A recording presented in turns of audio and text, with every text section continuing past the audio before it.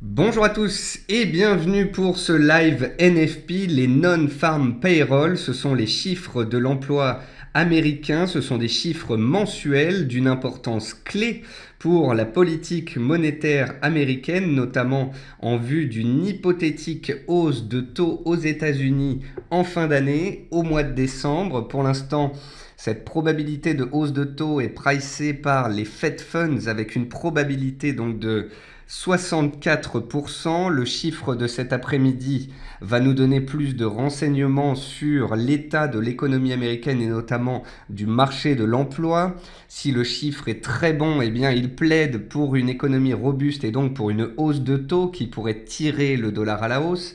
Si le chiffre est mauvais, eh bien, cela pourrait faire botter en touche la Fed et peut-être retarder cette fameuse hausse de taux ou du moins faire baisser les probabilités de cette hausse de taux et donc de peser sur le dollar.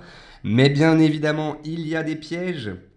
Le dollar est beaucoup monté cette semaine et donc même si le chiffre était bon, le dollar va-t-il continuer de grimper ou les opérateurs vont-ils opter pour des prises de bénéfices sachant que nous sommes aujourd'hui vendredi, la fin de la semaine.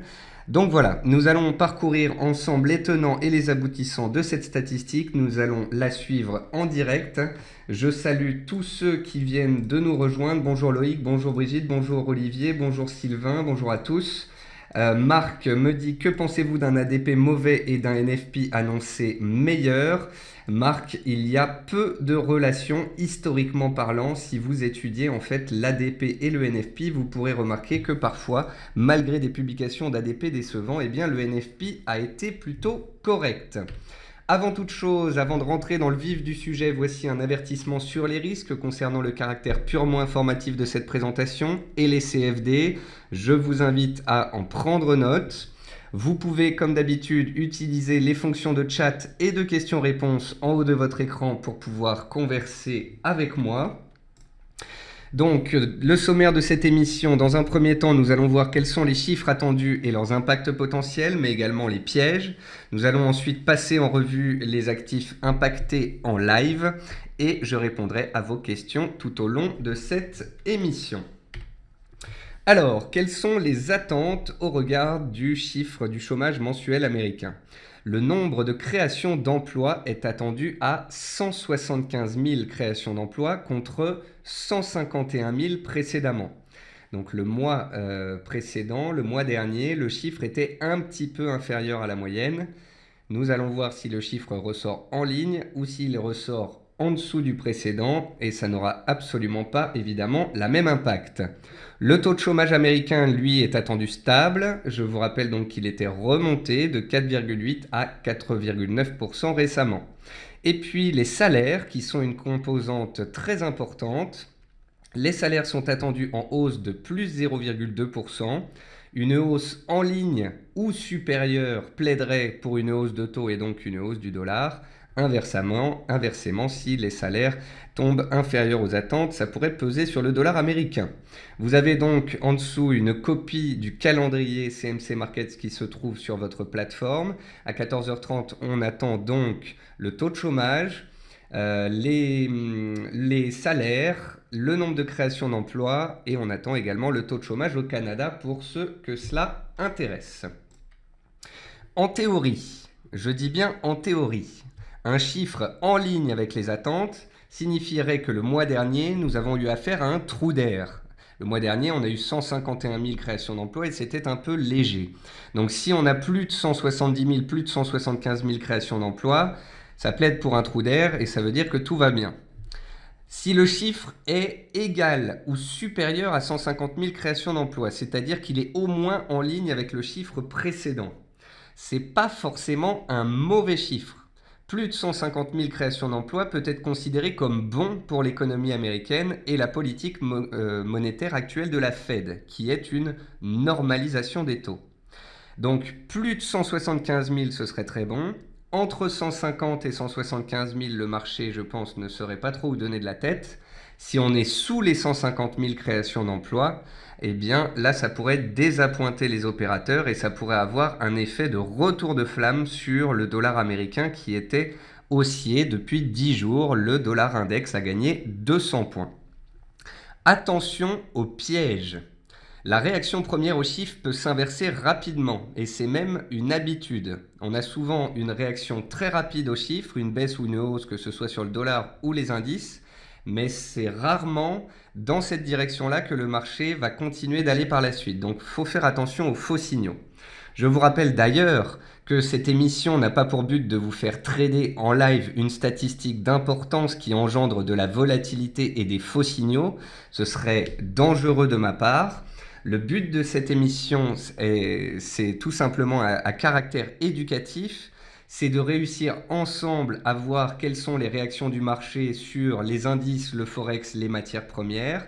C'est de comprendre les chiffres qui ont été publiés et c'est parfois de comprendre ensemble pourquoi un bon chiffre peut faire baisser les indices ou un mauvais chiffre peut faire monter les indices. Parfois, les relations sont un petit peu particulières. Attention au piège également, donc un très mauvais chiffre pourrait impliquer un changement de cap de l'économie américaine et donc ça pourrait effrayer. À noter également que les créations d'emplois étaient en moyenne de 200 000 créations d'emplois sur 2014-2015, donc on a quand même une donne qui est en train de changer. Et il faut noter aussi qu'une forte hausse des salaires, comme je vous le disais tout à l'heure, serait quant à elle bien vue, tout comme les mois précédents, et plaiderait donc pour une hausse de taux. Voici l'évolution des CFD sur le S&P 500 et le France 40 en données 4 heures depuis septembre 2016. Donc ici à gauche, vous avez le S&P, ici vous avez le CAC 40. Le but d'étudier des données 4 heures, ça permet de prendre du recul sur la situation et de voir ce qu'il se passe sur plusieurs séances, voire plusieurs semaines. Et ça permet aussi de ne pas surréagir suite à la publication des chiffres économiques et de parler de cassure nette et franche alors qu'on est tout simplement en train de casser des niveaux horaires et non des niveaux journaliers d'importance. On va maintenant passer sur la plateforme de CMC Markets et je vous ai préparé ici des graphiques en données 4 heures sur 6 actifs. En haut à gauche, vous avez le S&P 500. Donc le S&P 500, c'est une vue en données 4 heures. Souvenez-vous, cet été, il était ici, il ne bougeait pas. À la rentrée, début septembre, on baisse très nettement, puis on se reprend en dents de scie. Et depuis à peu près une semaine, les cours sont comprimés dans une sorte de range. Ça correspond également à l'apex du triangle, à la fin de ce triangle chartiste. Si on vient à casser les 2150 points, la borne basse du triangle, on pourrait revenir vers les 2137, 2140 points. D'ailleurs, je vous rappelle que 2137 points, ce sont les anciens plus hauts historiques du S&P 500, donc c'est un seuil clé. Si on part à la hausse, on peut aller chercher la résistance à 2170, 2173 points qu'on a travaillé donc précédemment. Mais attention, seul un dépassement en cours de clôture de ce seuil serait significatif. J'insiste sur le en cours de clôture, car on peut très bien baisser après la stat, remonter en fin de séance et clôturer à l'intérieur du triangle. Tout comme on peut s'envoler après la statistique, mais réintégrer le triangle en clôture. Donc attention, la première réaction peut ne pas être la bonne. Quant à la suite, il faut voir si un signal est donné bien évidemment, s'il est donné en cours de clôture, car c'est la clôture journalière et hebdomadaire qui va importer. Ici, au milieu, vous avez le CAC 40. Donc le CAC 40, depuis à peu près 2 semaines, c'est un large range entre les 4370 et la MM 200 jours et les 4500-4520 points. Vous aurez remarqué que vendredi dernier, on s'est repris très nettement et que depuis le début de cette semaine, la zone des 4440-4450 est une zone clé qui tient très bien. D'ailleurs, si on regarde dans le passé, on a travaillé la zone des 4430 également à plusieurs reprises.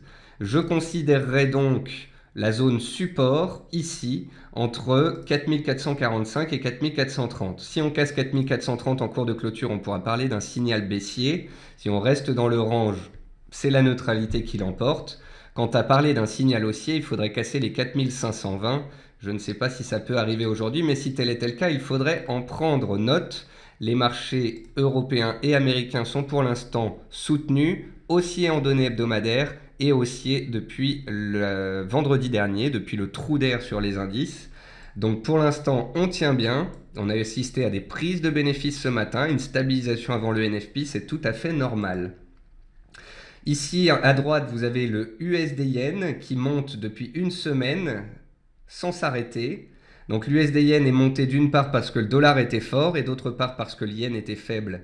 Le yen était faible parce que les marchés étaient haussiers et le yen est plutôt une valeur défensive.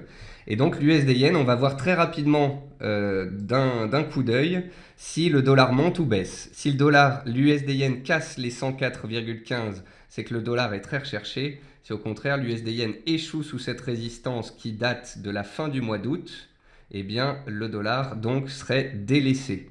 Donc l'USD yen est bien remonté pendant 8 jours, il fait face à une résistance et ce sera un bon moyen de voir si le dollar monte ou pas après les chiffres. Ensuite, ici, en bas à gauche, vous avez le pétrole. Alors le pétrole, c'est particulier parce que les indices montent ou baissent, il monte, que le dollar monte ou baisse, il monte aussi.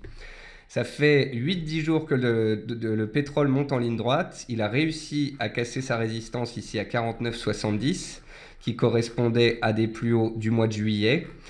Au-dessus des 50 $, il y a les 51,50, les plus hauts annuels. Par contre, si on vient à casser les 49,70, vous voyez que ça correspond à une petite oblique de court terme et donc il faudra se méfier à court terme sur le pétrole s'il casse cette oblique. Ensuite, ici au milieu, on a l'euro-dollar. L'euro-dollar et en bas à droite, l'or. Ce sont deux actifs qui sont sous pression ces dernières séances. L'euro-dollar en données 4 heures, donc le voici depuis la mi-août. Donc vous voyez qu'on est dans un canal baissier à faible pente. On s'accroche tant bien que mal ce matin à la zone des 1,1110, 1,1120 qui a été testée à de nombreuses reprises ces dernières semaines, ces derniers mois. Donc si le dollar baisse, on aura l'euro-dollar qui partira théoriquement à la hausse en direction des 1,12, 1,1230, la résistance sous laquelle il a buté cette semaine et le haut du canal baissier dans lequel il évolue. Si au contraire le dollar est recherché et que l'euro-dollar casse les 1,11, il pourrait rapidement arriver sur la zone des 1,1040, 1,1050 et le bas de son canal. Quant à l'or, c'est très simple. L'or est baissier en hebdomadaire et en journalier. L'or a donné un signal majeur cette semaine en cassant le support des 1300 $. Si le NFP fait vraiment chuter le dollar américain, alors on pourrait voir l'or opérer un rebond technique rapide du support des 1250 en direction des 1280. Une petite résistance intraday qui a été créée donc cette semaine vers 1278. Si au contraire le NFP est excellent, que le dollar s'envole et que l'or casse les 1250 $, alors ça peut aller de nouveau très vite et on peut avoir l'or qui rapidement se dirige en direction de son support suivant qui se trouve à 1220 $. Donc le chiffre ne devrait pas tarder à être publié. On va voir comment les indices le digèrent. Théoriquement, un bon chiffre, c'est bon pour l'économie américaine, mais un très bon chiffre, ça plaide pour une hausse de taux, et une hausse de taux, ça peut peser sur les indices. Donc c'est là où c'est particulier, parce qu'un bon chiffre peut peser sur les indices. Tout comme un mauvais chiffre voudrait dire que les taux US ne vont pas monter tout de suite, et pourrait soutenir les indices. Donc sur les indices, attention à une réaction contraire aux chiffres. Sur l'euro-dollar et les actifs dénominés en dollars, c'est différent, je pense. Si le chiffre est bon, le dollar monte. Si le chiffre est mauvais, le dollar baisse. Par contre, attention, si le chiffre est en ligne et que le dollar monte très vite, ça ne veut pas forcément dire qu'il va exploser à la hausse. Ça peut vouloir dire que c'est un piège. On pourrait avoir, si le chiffre est bon, une mèche basse sur les actifs dénominés en dollars avant un retour de flamme. Car si le chiffre est en ligne, le dollar peut être recherché peut-être pendant 15 minutes, une demi-heure. Mais si par la suite, comme je vous le disais tout à l'heure, les opérateurs optent pour des prises de bénéfices de fin de semaine, le dollar pourrait alors repartir à la baisse en fin de séance. Suspense. Donc je note que vous êtes de plus en plus à venir voir cette émission. Je vous en remercie. Je salue donc tous ceux qui viennent de nous rejoindre. Christophe nous dit le marché est irrationnel comme d'habitude. Alors il est pas si irrationnel que ça. C'est juste qu'il faut se mettre en ligne avec les nouveaux fonctionnements de ce marché. Actuellement, les marchés sont vraiment focalisés sur est-ce que les États-Unis vont monter les taux ou pas en fin d'année. Est-ce que le dollar va continuer de grimper comme il l'a fait depuis 10 jours? Et cette statistique devrait nous donner des indications sur la suite. Et comme je le disais, donc alors voilà le chiffre, donc chiffre inférieur aux attentes, mais supérieur à 150 000.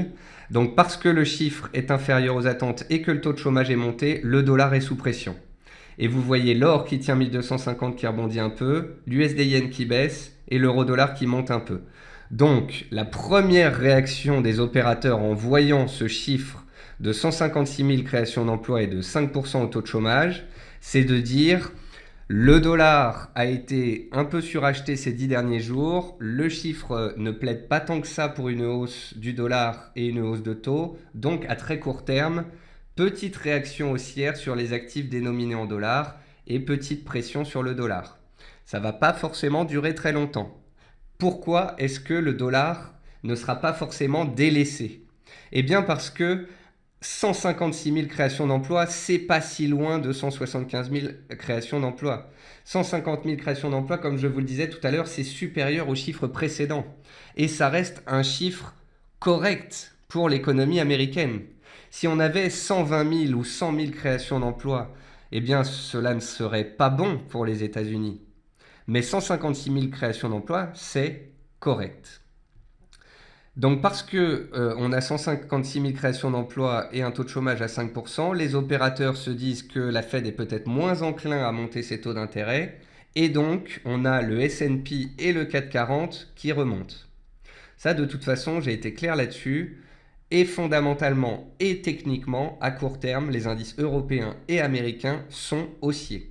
On est aussi en données hebdomadaires, on est aussi en données journalières, on est dans des triangles en données 4 heures, on était sur des supports. Donc, à moins d'une mauvaise surprise, un trop gros chiffre ou un trop mauvais chiffre, eh bien, pour l'instant, ce sont les acheteurs qui gardent la main. Parce que les États-Unis grimpent, l'Europe grimpe également et le CAC 40 est de nouveau sur son cours d'ouverture.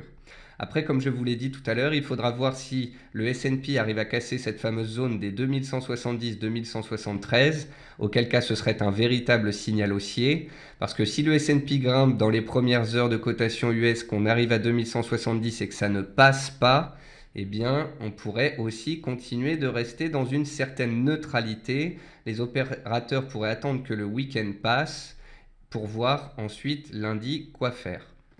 Sur le pétrole, ça ne bouge pas.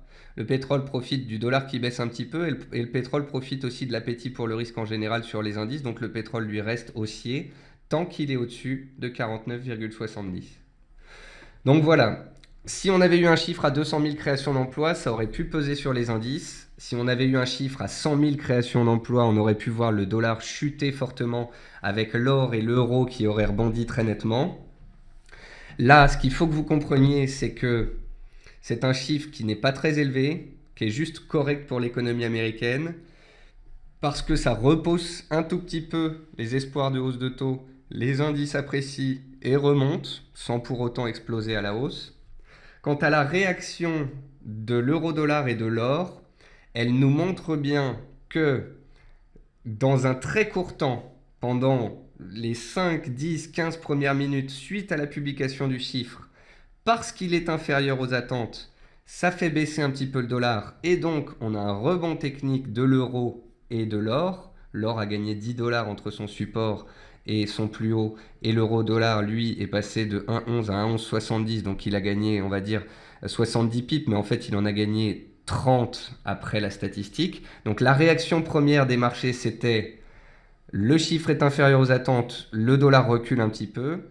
Et si vous vous posez la question de savoir pourquoi est-ce que l'euro redescend, pourquoi est-ce que l'or redescend, eh bien c'est très simple.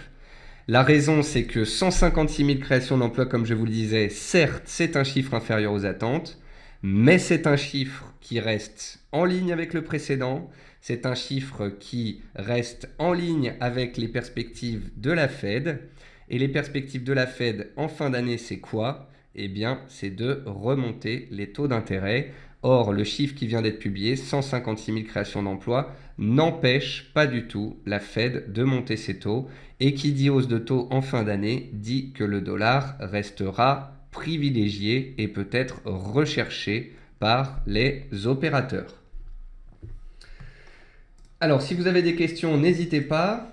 Pour ma part, je vous ai décrit ce qui pouvait se passer. On a décrit ce qu'il vient de se passer.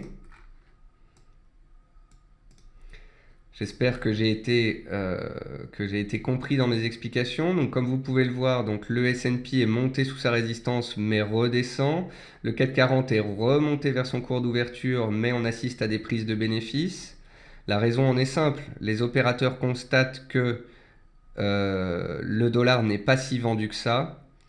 Parce que le chiffre est bon et donc les États-Unis restent ancrés dans une politique monétaire possible de hausse de taux. Voilà. Donc c'est la raison pour laquelle les indices montent un petit peu, parce que le chiffre est un peu inférieur et que ça repousse un petit peu la probabilité. Mais les opérateurs comprenant bien que 150 000 créations d'emplois, ça suffit à la Fed, eh bien ils se disent que voilà, c'est normal qu'il y ait une petite pression sur les indices. Ici, vous voyez l'USD Yen, il a fait un trou d'air, il est revenu vers son oblique de soutien, puis il est reparti à la hausse. Là, vous voyez l'euro-dollar qui a fait sa petite mèche et qui est reparti à la baisse. Bah, tout simplement parce que dans un premier temps, pendant 5 minutes, les opérateurs ont vendu un peu du dollar, et puis après se rendant compte que cette stat n'était pas si mauvaise que cela, et que ça ne ferait pas changer la fête de cap, eh bien le dollar reste correctement orienté. Alors après, ça ne veut pas dire que le dollar va monter d'ici la fin de la séance, hein. Attention, on peut très bien remonter sur l'euro-dollar, sur l'impulsion première, ensuite revenir tester le support, mais si les 1,1120, le support clé en journalier qu'on vient de retester à l'instant, tient, on pourrait très bien, d'ici la fin de séance, regrignoter à la hausse, que ce soit sur l'euro ou que ce soit sur l'or. Sur l'USD Yen, on a donné un coup en bas, on est revenu à l'équilibre, mais on pourrait très bien continuer de consolider, de latéraliser gentiment vers le support oblique. Concernant les indices, franchement, tant qu'on ne sera pas sorti de la borne 2150-2170, une borne d'1% sur le SP500 qui montre que les marchés sont vraiment attentistes et d'une très faible volatilité, bah, j'aurais pas beaucoup d'histoires à vous raconter. Alors Jean-Marie donc me parle de la chute de GBP Yen cette nuit. Alors effectivement, GBP Yen était bien remonté ces dernières séances dans la lignée de l'euro yen et de l'USD Yen, mais parce que la livre a connu un flash crash cette nuit, eh bien la livre yen a cassé son support et puis il y a tous les ordres stop qui sont passés en dessous, donc ça a engendré une très forte volatilité. Christophe me dit le CAD forme une belle bougie. Bah écoutez, on va aller regarder ça dans quelques instants. Donc voilà, première réaction qu'on a eue, c'était hausse de l'or et hausse de l'euro et donc baisse du dollar. Mais vous voyez que c'est pas très net. On stabilise, on est revenu sur les cours avant les chiffres. Vous voyez que sur les indices, on a fait une mèche haute, on est venu toucher la résistance ou presque. Sur le CAC, on est revenu vers le cours d'ouverture, mais ça ne passe pas. Donc peut-être que on a eu une réaction haussière sur indice et baissière sur dollar, et que par la suite, en séance, on va assister à des prises de bénéfices sur indice et à un dollar toujours solide. Mon avis, c'est qu'on aura du mal à donner un signal clair d'ici la fin de cette semaine, à moins vraiment d'un revirement des opérateurs, d'une certaine crainte de ce qui pourrait se passer le week-end, de l'envie de prendre des bénéfices. On pourrait avoir donc le S&P qui revient sur support, mais je le vois mal casser ses supports sans catalyseur de taille. Quant au 440, eh bien écoutez, on a ouvert en faiblesse, on est revenu sur support, on est revenu sous résistance, on fait du ping-pong entre ces seuils. Tant que le 440 tient au-dessus des 4440, 4430, aucun signal baissier. Tant qu'il est sous 4520, aucun signal haussier. Donc, au cours actuel de 4465, j'ai pas grand-chose à vous dire. Seule chose que je peux vous dire, c'est que il faut être pragmatique et prudent. Tout retour vers la borne haute, il faut être prudent et voir si ça passe. Et tout retour sur support, faut pas tout de suite crier à la fin du monde et il faut voir si le support casse ou non en cours de clôture. Ce que je pense pour la fin de la séance, c'est que le dollar va peut-être être sous le coup de prise de bénéfices. Le dollar en effet monte depuis 10 jours.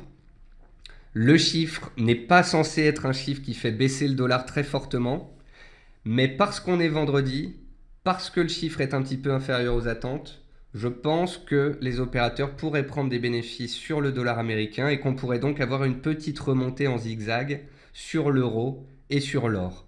Donc vous voyez l'euro, il est parti des 1,1140, il est allé toucher 1,1170, les opérateurs ont repayé un peu du dollar, on est revenu sur 1,1120, Puis les opérateurs se disant que ça fait quand même 10 jours que le dollar monte et qu'on est vendredi, ils pourraient prendre des bénéfices et donc on pourrait peut-être tenir le support et remonter un petit peu en zigzag sur l'euro et remonter un peu en zigzag sur l'or.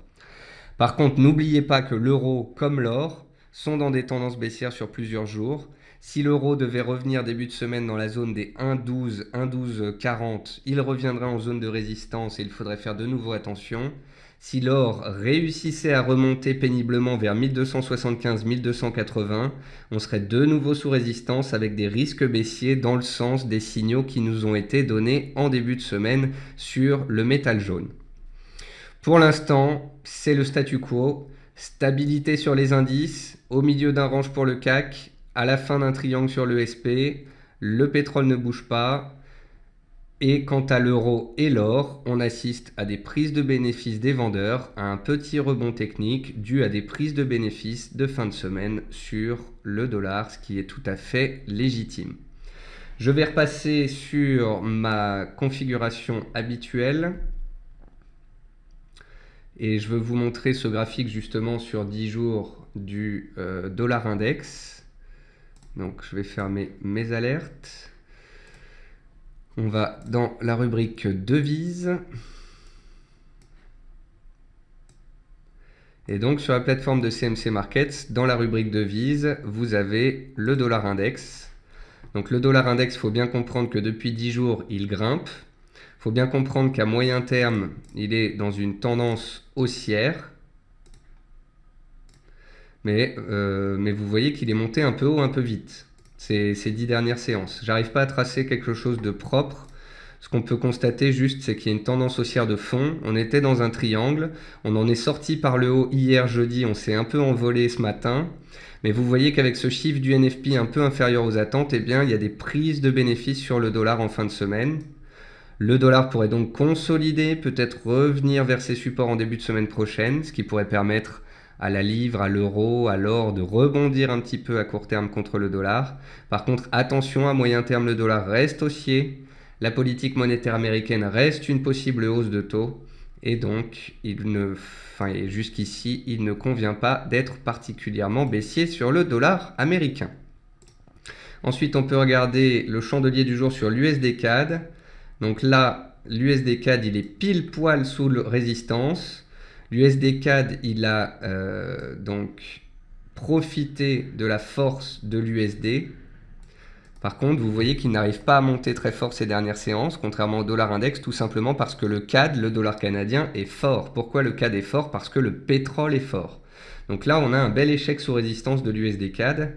Et si le dollar devait consolider, eh bien, cette paire pourrait baisser un petit peu. Et puis, on peut regarder la livre aussi.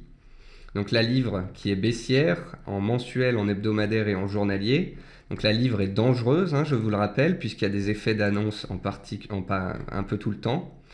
Donc on a eu un flash crash cette nuit, ça veut dire qu'il y a eu un gros ordre de vente qui est passé, qui a engendré donc des déclenchements d'algorithmes de trading. Ce qui est intéressant de voir, c'est que très rapidement on est remonté et que là on a une tentative de création de points bas plus haut que le précédent. Donc sur la livre, il faudra faire attention, mais tant qu'on peut relier les points bas et tant que ça tient, il n'est pas dit qu'elle aille tout de suite beaucoup plus bas. La livre, je vous rappelle, a énormément baissé ces dernières semaines et à un moment donné, parce que le sentiment est extrême et que tout le monde est baissier, il pourrait y avoir un retour de flamme. Alors ça ne veut pas dire que je dis qu'il faut acheter la livre, ça veut simplement dire que je la surveille, parce que si à tout moment le dollar venait à consolider, la livre en profiterait. Et à un moment donné, sur la livre, parce que le consensus est particulièrement baissier, eh bien la donne pourrait changer. Sur l'euro-dollar, donc c'est ce que je disais ce matin, j'ai publié ce graphique sur Twitter, je vous en ai parlé dans la matinale.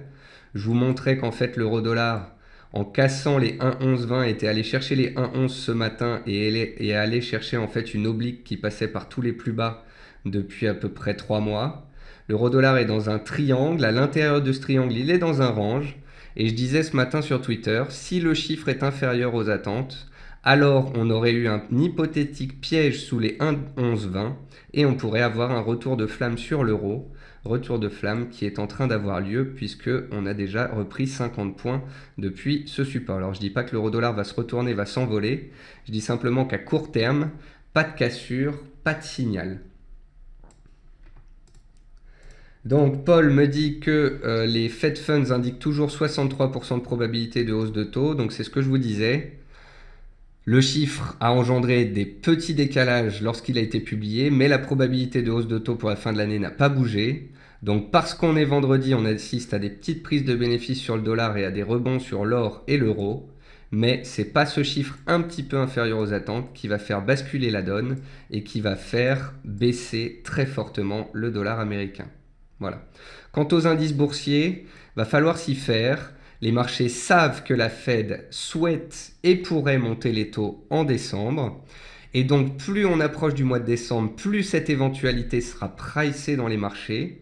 Donc, si vous espérez que à la fin de l'année, la Fed monte ses taux et que ça fasse complètement dérailler les marchés, eh bien, repensez votre scénario à 2 fois, parce que les marchés boursiers, c'est toujours de l'anticipation. Or, les marchés savent que la Fed est susceptible de monter les taux et donc si elle le fait en décembre, ça pourrait ne pas changer grand-chose. Voilà. Philippe me dit Yellen avec un dollar trop haut pourrait ne pas vouloir monter les taux. Écoutez Philippe, des raisons qui pourraient faire que Yellen ne monte pas les taux, j'en ai des cartons pleins.